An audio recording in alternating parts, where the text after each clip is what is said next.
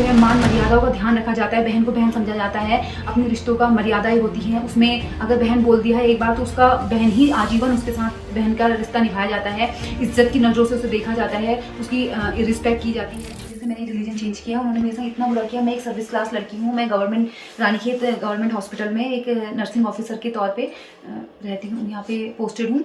और उसके बावजूद मेरे से पैसों के लिए और मेरी प्रॉपर्टीज़ के लिए, मैंने जो भी प्रॉपर्टी अपने लिए जोड़ी है उसके लिए मुझे बहुत ज़्यादा प्रताड़ित किया जाता था और मुझसे पैसे मांगे जाते थे। जब तक मैं पैसे देती थी तब तक सब सही था। जब मैंने उनको पैसे देने बंद कर दिए क्योंकि मेरे ऊपर लोन आ गया था, मैंने मकान जो खरीदा वो लोनिंग में मकान खरीदा, उसके बाद मैं नहीं दे पाई तो उन लोगों ने मेरे पे अत्याचार करने शुरू कर दी, मारपीट करी, मुझे इतना मारा कि मेरे नाक मुँह से खून आने लगा। मेरे को हर बार हर चीज़ के लिए टॉर्चर करने लगे। यहाँ जब मैं कमरा में किराए में रहती थी तो यहाँ आके मुझे मारते थे, मुझे बहुत बुरी तरीके से डील करते थे। मेरा अपना भाई साजिद अहमद है, उसका एक बहुत ही हिंसक स्वभाव रहता है हमेशा से, तो उसका बहुत ज़्यादा हिंसक स्वभाव था। तो वो मेरे घर वालों का ये मानना था कि मतलब मैं अपनी प्रॉपर्टी उसके नाम कर दूं और पैसे जो हैं वो उसको दे दूं, मैं सारे पैसे। तो वो इसलिए वो लोग, और मैं ऐसा नहीं कर पाई क्योंकि मेरी जो प्रॉपर्टी थी वो लोन में बेस्ड थी, बैंक में वो थी, तो मैं रजिस्ट्री उसके नाम नहीं कर सकती थी। ये चीज़ मैंने उनको समझाई, लेकिन उन्होंने उस चीज़ को समझने के बजाय उल्टा मुझ पर अत्याचार करने शुरू कर दिया और इतना ज़्यादा प्रताड़ित किया। और ये चीज़ें मेरे साथ 3 साल से चलती रही। ऊपर से मेरे माँ बाप, मेरे पापा मुझसे ये कहते थे कि हमने पैदा किया हम दफन कर देंगे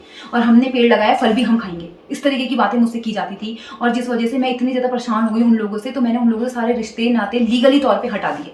मैंने उनको थाने में मैंने उनकी कंप्लेंट करी, इतना परेशान किया कि मुझे थाने का सहारा लेना पड़ा क्योंकि मैं इतनी ज़्यादा डर गई इतनी हिंसक प्रवृत्ति का। और वो बंदा जो मेरा भाई है साजिद अहमद, वो जेल भी जा चुका है, वो क्योंकि उसने रिलीजन के रिलेटेड उसने कुछ चीज़ें ऐसी करी थी जिसकी वजह से उसको जेल भी हुई है। तो रिलीजनवाद भी उसके अंदर बहुत ज़्यादा कूट कूट के भरा है और वो कट्टरवाद है और वो रिलीजन को बहुत ज़्यादा सपोर्ट करता है, वो हिंदू रिलीजन से बहुत ज़्यादा नफरत करता है। तो उसके अंदर ये कूट कूट के भरी हुई चीज़ें कि मतलब मुस्लिम्स को सपोर्ट करना, ये करना वो करना। तो ये चीज़ें वो मेरे ऊपर भी ये चीज़ें फॉलो करना चाहता है कि क्योंकि मेरा जो स्वभाव है वो ऐसा है कि मैं मिलजुल के रहने वाली, क्योंकि मेरा जॉब है, मुझे जॉब भी देखनी होती है। मैंने इससे पहले मैं हवलबाग में पोस्टेड थी संविदा की जॉब में, मैं 2012 से वहाँ जॉब करती थी।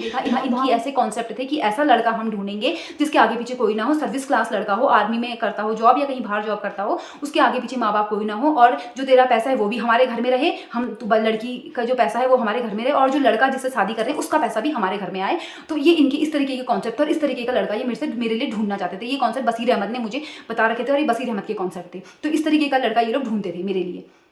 बताइए कि क्या ये पॉसिबल है कि कोई इस तरीके की चीज़ें, एक लड़की की जिसकी शादी करनी चाहिए, माँ बाप का क्या कर्तव्य होता है कि वो लड़की की शादी करें, उसे अच्छे घर में भेजें, उसके लिए अच्छी रिश्ता देखें, या ये होता है कि यार अरे ये पैसे वाला है तो यहाँ ले आओ, पैसे वाला तो उसको यहाँ रख लो, लड़की के पास पैसा है तो उसका पैसा भी यहीं रख लो, पैसा पैसा हो रही है। और इन लोगों को, मुझे इतना ज़्यादा डर है इन लोगों से क्योंकि इन्होंने वैसे इतनी एक्टिविटीज़ करी, मुझे मारने की इतनी कोशिश करी है कि कल के दिन अगर ये लोग मुझे कुछ भी खरोच भी आती है, कुछ भी होता है, तो उसके सारे जिम्मेदार बसीर अहमद, साजिद अहमद और उसका पूरा खानदान होगा। जितने भी रिश्तेदार हैं, जितने भी उसके भाई चचा वगैरह जो भी हैं, ये सारे इसके जिम्मेदार होंगे अगर मुझे जरा सा भी कुछ होता है, क्योंकि इन लोगों ने मेरे संग बहुत बुरा किया हुआ है और इन लोगों ने ही सारी चीज़ें करी गई हैं।